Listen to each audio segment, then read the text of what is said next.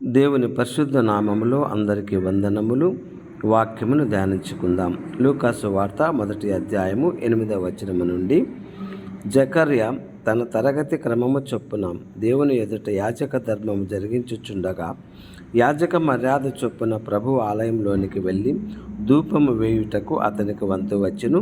ధూప సమయమందు ప్రజల సమూహమంతయు వెలుపల ప్రార్థన చేయుచు ఉండగా, ప్రభువు దూత ధూపవేదిక కుడివైపున నిలిచి అతనికి కనబడగా, జకర్యా అతన్ని చూచి తొందరపడి భయపడిన వాడాయను. అప్పుడు ఆ దూత అతనితో, జకర్యా, భయపడకుము, నీ ప్రార్థన వినపడినది. నీ భార్య అయిన ఎలిజబెత్ నీకు కుమారుని కనును. అతనికి యోహాను అను పేరు పెట్టుదువు.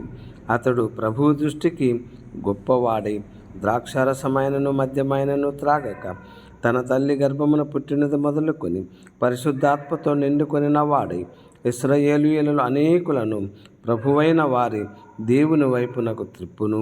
మరియు అతడు తండ్రుల హృదయములను పిల్లల తట్టునకును, అవిధేయులను నీతిమంతుల జ్ఞానము అనుసరించుటకును త్రిప్పి, ప్రభువు కొరకు ఆయుధపడి ఉన్న ప్రజలను సిద్ధపరచుటకై ఏలియా యొక్క ఆత్మయు శక్తియు కలవాడై ఆయనకు ముందుగా వెళ్ళును కనుక నీకు సంతోషమును మహా ఆనందమును కలుగును.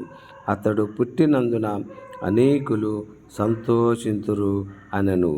దేవుడి వాక్యమును దీవించునుగాక. ఆమెన్.